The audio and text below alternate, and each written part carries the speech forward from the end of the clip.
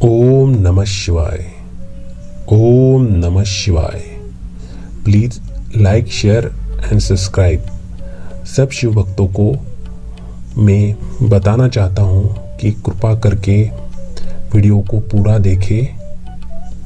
अब हम शुरू करते हैं 10वां अध्याय। प्रणव एवं पंचाक्षर मंत्र की महत्ता। ब्रह्मा और विष्णु ने पूछा, प्रभु, सृष्टि आदि पांच कृत्यों के लक्षण क्या है, यह हम दोनों को बताइए। भगवान शिव बोले, मेरे कर्तव्यों को समझना अत्यंत गहन है, तथापि मैं कृपा पूर्वक तुम्हें बता रहा हूँ। सृष्टि पालन, संहार, तिरोभाव और अनुग्रह मेरे जगत संबंधी 5 कार्य है जो नित्य सिद्ध है। संसार की रचना का आरंभ सृष्टि कहलाता है।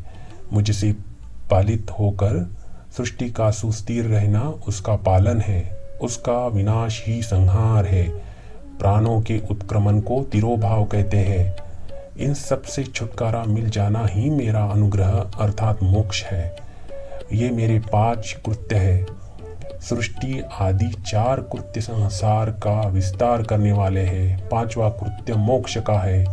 मेरे भक्तजन इन 5 कार्यों को 5 भूतों में देखते हैं। सृष्टि धरती पर, स्थिति जल में, संहार अग्नि में, तिरोभाव वायु में और अनुग्रह आकाश में स्थित है। पृथ्वी में सबकी सृष्टि होती है।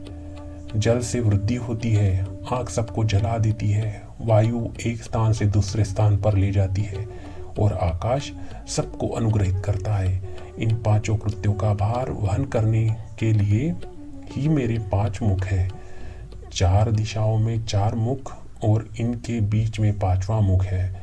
पुत्रों, तुम दोनों ने मुझे तपस्या से प्रसन्न कर सृष्टि और पालन 2 कार्य प्राप्त किए हैं। इसी प्रकार मेरी विभूति स्वरूप रुद्र और महेश्वर ने संहार और तिरोभाव कार्य मुझसे प्राप्त किए हैं, परंतु मोक्ष में स्वयं प्रदान करता हूँ।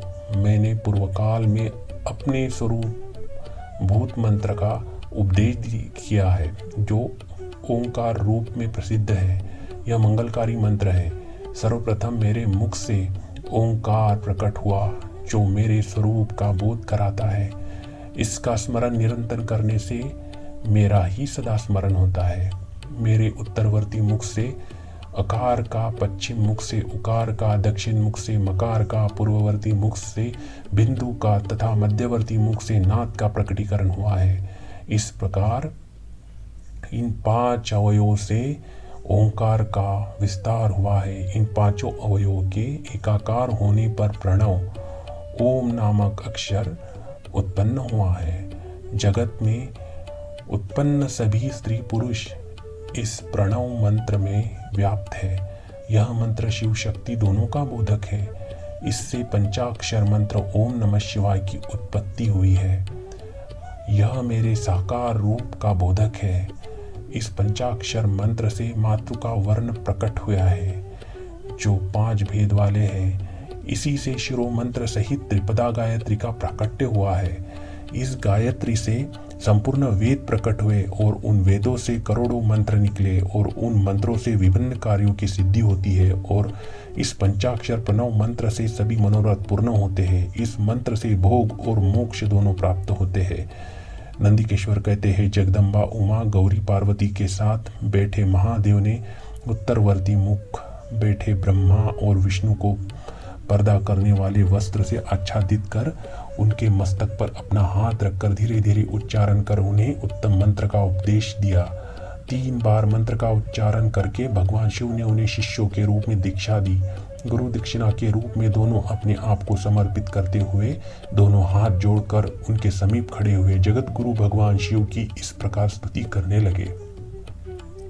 ब्रह्मा विष्णु बोले, प्रभु, आपके साकार और निराकार 2 रूप है। आप तेज से प्रकाशित है। आप सबके स्वामी हैं।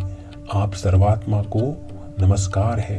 आप प्रणव मंत्र के बताने वाले हैं तथा आप ही प्रणव लिंग वाले हैं। सृष्टि पालन, संहार, तिरोभाव और अनुग्रह आदि आपके ही कार्य है।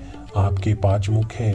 आप ही परमेश्वर है। आप सबकी आत्मा है, ब्रह्म है, आपके गुण और शक्तियाँ अनंत है।